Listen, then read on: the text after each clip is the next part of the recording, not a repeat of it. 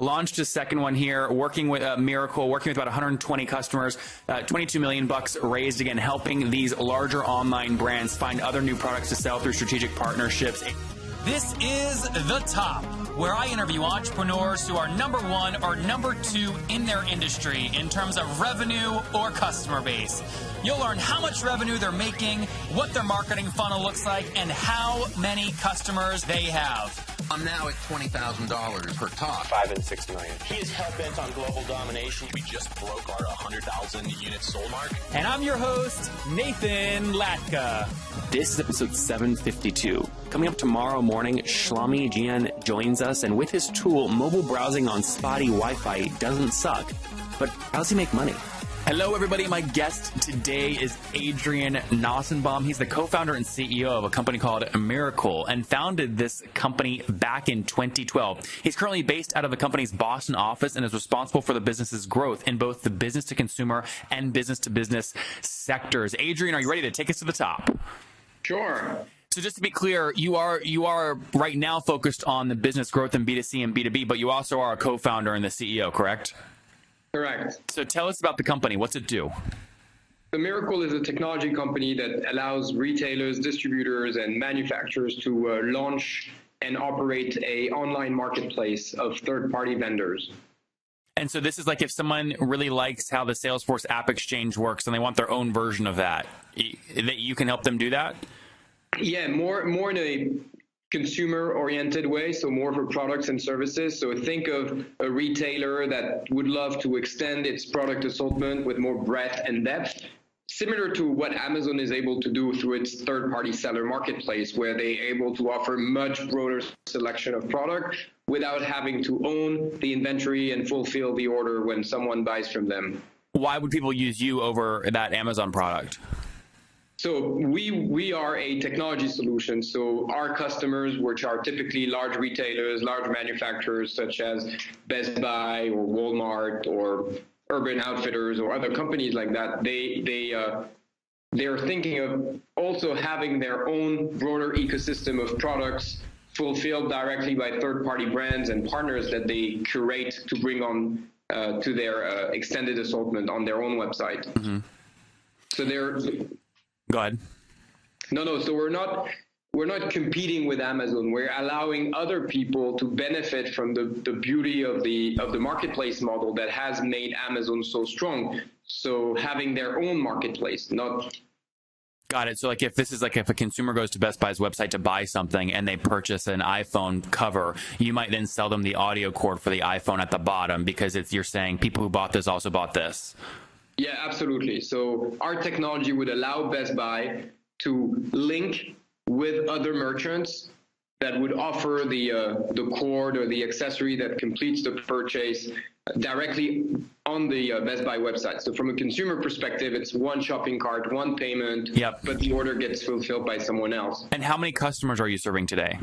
So today, Mirakl has over 125 customers globally in 25 countries.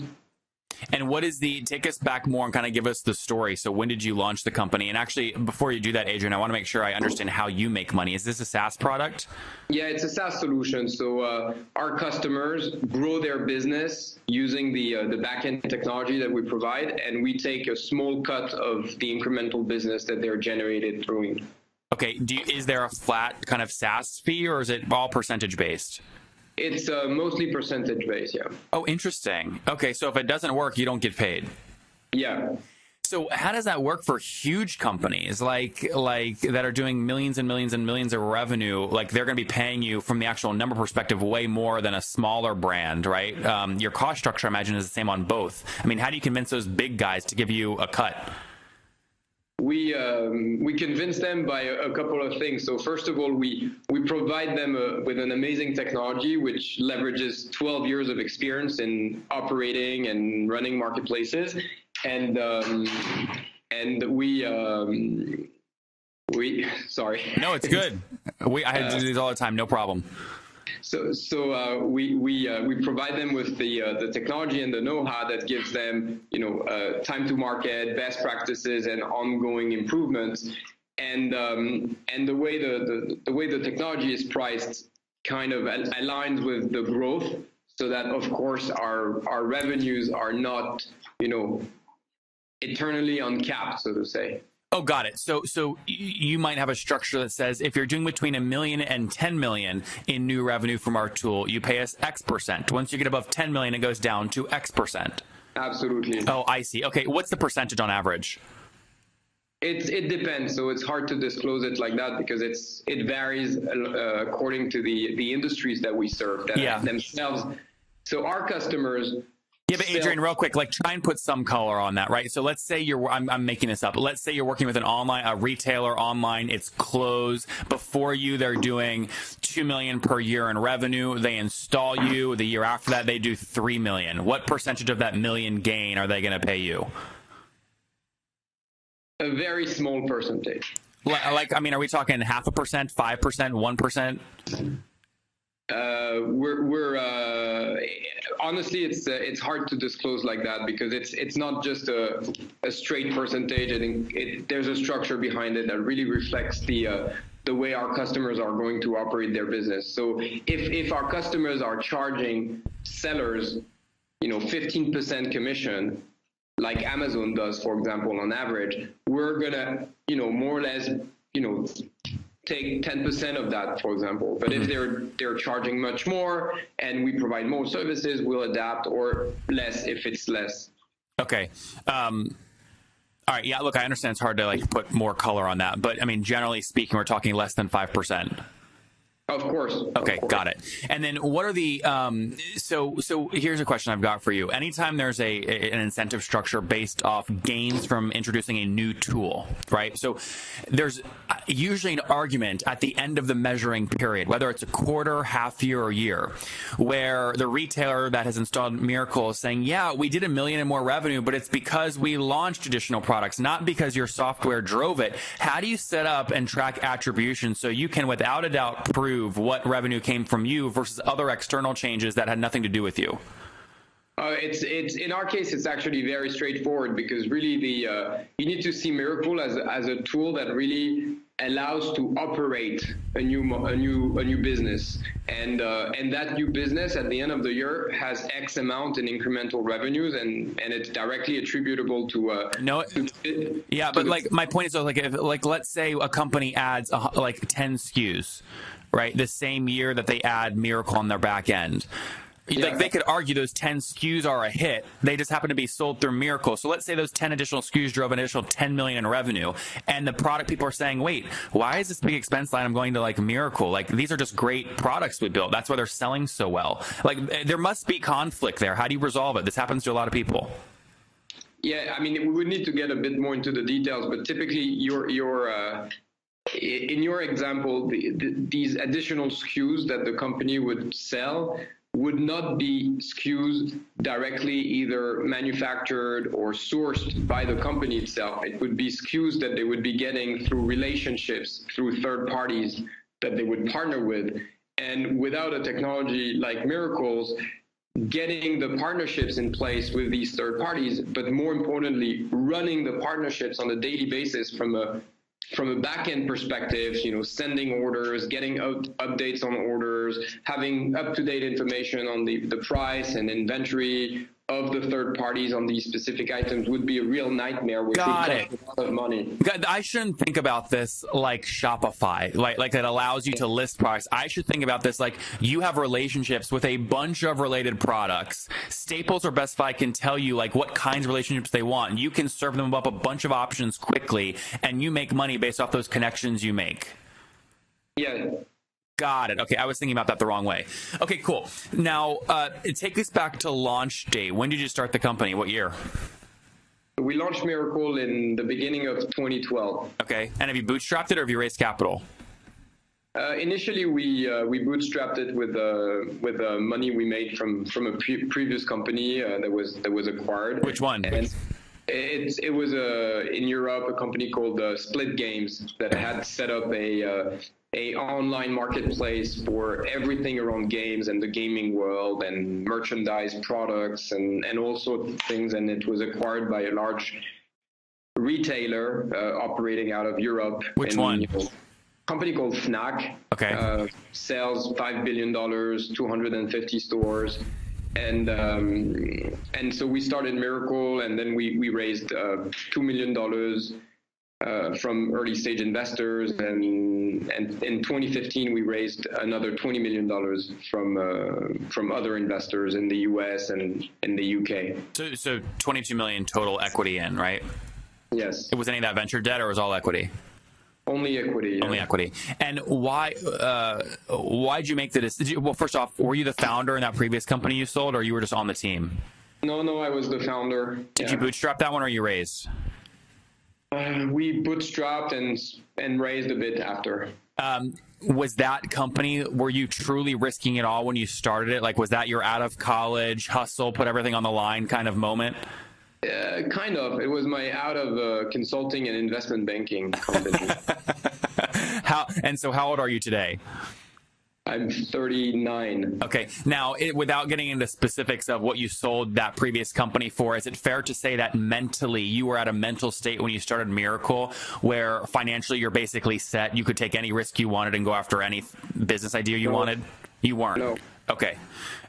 And how do you think about that? Like, how do you think of like where you were mentally when you launched the company? How do you think about like how much money you put in yourself versus what you want to go out and raise and anti-dilution stuff?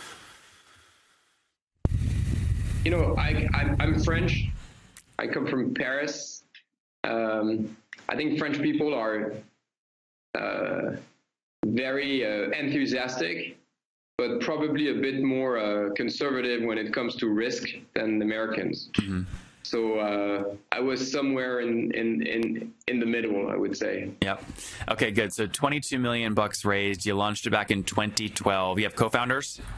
Yes, one. And we started the previous company together also. You guys do 50-50, or did you have a tough conversation and figure out how to split it? No, we have a very easy conversation. We do 50-50, but a bit more for the one who came with the idea. Oh, interesting. What idea premium do you give? Like 5%, 10%? Yeah, a bit more. Interesting. How do you figure that out? Like, how do you, like, when your co-founder said, well, that was over beers at the pub. Like, you brought it up, but I added my ideas to it. Like, how do you figure out who came up with the idea? That's very easy. My co-founder comes with the ideas. I execute the ideas. Ah, interesting. So you're more like tactical, operational, get it done, and he's more like the vision, like shiny object. Let's do this, this, and this. Yeah, absolutely. Yeah. Very, very cool. When did you said your background was... I'm a factory worker. You're not a factory worker. You set up the factory. You said you had a banking background. When were you in banking? When you were in kindergarten. Is that what it was? It was before that last company you just sold? Yeah, it was even, in between another company also. Interesting. So, okay, so do you like startups or banking more? It depends if I'm the client or the vendor. Hey, good answer. Very good answer. All right. And then where are you today in terms of team size? We're 160 people. Okay. And what percentage of those folks are focused on sales versus engineering? It's 40% engineering, 30% sales, and 20% services. So about 50 salespeople, 80 engineers, something like that. Yeah, less sales. We have also customer success people and operations and things like that. But yeah, what did you pay last month in terms of only your paid acquisition channels? Like, are you spending money on paid acquisition or no? Programs, lead generation programs, and we're constantly testing and evaluating because we're very enterprise B2B SaaS type of sales process. So we're not in a kind of freemium conversion type of funnel.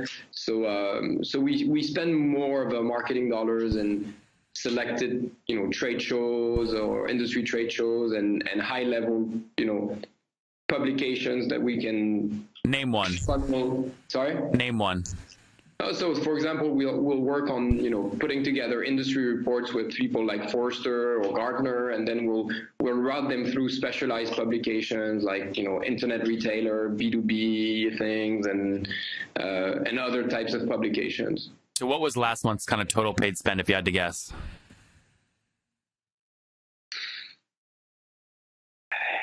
Probably it's hard to say because it's not a recurring. There's a bit of AdWords. There's a bit Give of me like a range. Yeah, but I don't know, 20 to 40. Okay, that's okay. That's pretty reasonable. And then when you're looking at you've raised capital, so I think you probably have thought about these economics, but when you're looking at acquiring a customer, you obviously spend money up front. You have a sales team, so your fully weighted CAC obviously has some teeth to it with a sales team your size. How do you think about payback period? What do you try and keep it to?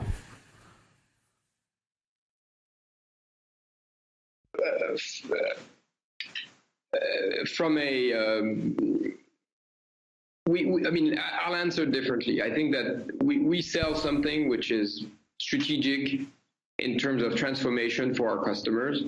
So the people that are going around trying to evangelize, trying to convince companies to look into using Mirakl as part of their digital transformation, they need time. It's not something that happens overnight. It requires also on our end to be able to have very senior access because it's strategic decisions. So sometimes we can spend a year talking to mid-level managers, and one day we meet the CEO of the company, and 15 days later we have a deal because it makes total sense. Yeah, no, so, I get all that. So take all that into consideration, right? Do you try and standard 2 years for a payback period, a year, 3 years? How do you measure that? Less than a year. Okay. So from closing and installation to kind of growing, you like to get paid back in the first year. Yeah. Many of you listening right now don't have time to listen to every B2B SaaS CEO that I've interviewed. If you want to get access to the database I've created with year-over-year growth rates, customer accounts, margins, and many, many other data metrics and data points, you can go to getlatka.com. Here's the thing, though. That database, I keep it to myself. It's so freaking valuable. And to preserve the quality of the data and make sure that the people that have access to it have a true advantage, I'm only letting 10 companies on each month. So we're full this month, but you can go to getlatka.com to get on the waiting list for next month. And look, there's big people on the waiting list. I mean, the biggest VCs you've ever heard of. You've probably heard of them. They're big, private equity, billions and billions under management. So it's an impressive waiting list. Go get on now at getlatka.com. Guys, big news. Last month was a huge month for the company I recently acquired, which was www.thetopinbox.com. I liked the company so much when I met the person who created it. It lets you send emails later on Gmail, set up reminders like snooze almost to keep your inbox clean, do things like send auto follow-ups and do open tracking so you know when your emails get opened. It's great if you're in sales or CEO or trying to be more productive. So listen, I bought the whole company on the spot and I want to tell you how I did it. I've showed the deal, by the way, to big, smart people, private equity firms, VCs, and they're dumbfounded. They go, Nathan, how did you do this? We've never seen a deal like this. How did you do this? So I did an unbelievable deal. And I want to show you the income report. So for me to send you the income report, go to www.thetopinbox.com, click the red button that says install this on Gmail. And when you do that, my email will appear. It'll appear in a little Gmail pop-up window. Send me an email and I'll reply immediately with the income report. And you can see how I'm buying and growing small B2B SaaS companies. That's www.thetopinbox.com. Totally free to try and use. www.thetopinbox.com. Why don't we wrap up quickly with the famous 5? They're very fast. 1, what's your favorite business book? My favorite business book, Hemingway. Okay, number 2, is there a CEO you're following or studying? No. Favorite online tool besides your own? Favorite online tool, Instacart. Instacart. Okay, how many hours of sleep do you get every night? How many what? Hours of sleep do you get every night? 5. 5? Damn. All right, and then last question. Take us back to your 20-year-old self. What do you wish you knew? What do I wish I knew? How to help my wife use Instacart. There you guys have it from Adrien. He would have helped his wife use Instacart earlier on. Again, sold his first company, launched his second one here, working with Mirakl, working with about 120 customers, $22 million raised, again, helping these larger online brands find other new products to sell through strategic partnerships. Adrien, thank you for taking us to the top. Thank you very much. Bye-bye. If you enjoyed Adrien today, go back and listen to Mark yesterday. Mark has a little device that sits on any electric connection to measure the electricity spend per month. He's now raised $16 million and passed $1.2 million in revenue. So who's he selling to?